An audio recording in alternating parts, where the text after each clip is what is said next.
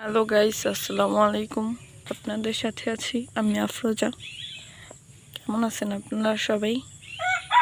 ইনশাল্লাহ দোয়া করি সবাই ভালো আছেন, আমিও ভালো আছি।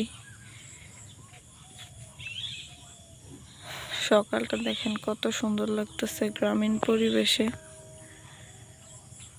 বাড়ির চারপাশে ধান ক্ষেত।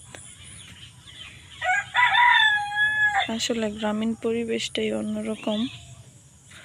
সকাল হালকা হালকা কুয়াশা, ক্যামেরাতে এত একটা বোঝা যাইতেছে না। হালকা কুয়াশা দেখতে অনেক ভালোই লাগতেছে। সবাই আমার জন্য দোয়া করবেন। আমি নতুন একটা জীবনে পা দিছি। সবাই তো জানেন এই টাইমে মেয়েদের শরীরটা কীরকম থাকে। আমি মা হতে যাচ্ছি। সবাই আমার জন্য বেশি বেশি দোয়া করবেন, আমার বেবির জন্য বেশি বেশি দোয়া করবেন। আমার বেবি যেন সুস্থ স্বাভাবিক থাকে, দুনিয়াতে সুস্থভাবে আসতে পারে। ছেলে হোক বা মেয়ে, আমার ওইটা নিয়ে কোনো আফসোস নাই। আমি চাই সুস্থ স্বাভাবিক একটা সন্তান। সবাই আমার জন্য দোয়া করবেন। এটা হচ্ছে আমার সকালের নাস্তা।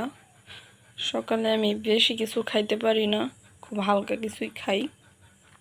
কারণ খাওয়ার 1 ঘন্টা বা আধা ঘন্টা পরে এগুলো বমি করে ফালাই দেই। কিছু করার নাই, জোর করে তো খাইতে হবে। জানেন, মেয়েদের এমন একটা সময় যে যেরকম ব্যবহার করে সব কিছুই মনে থাকে।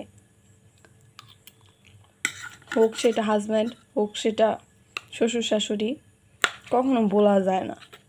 এই সময়টা থাকে না, কিন্তু এই সময়ের যে ব্যবহার, যে কথাগুলা, এগুলা সারাটা জীবন মনে থাকে।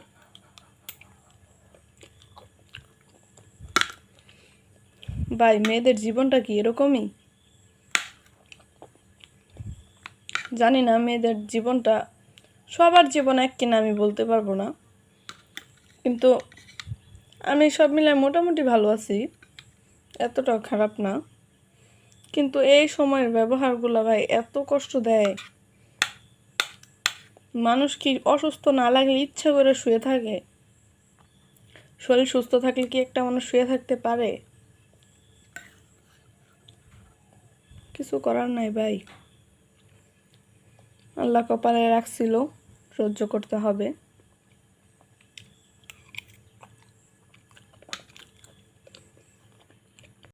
আমার খাওয়া প্রায় শেষের দিকে। সবাই আমার সাথে থাকবেন, চ্যানেলটি সাবস্ক্রাইব করবেন। আল্লাহ হাফেজ।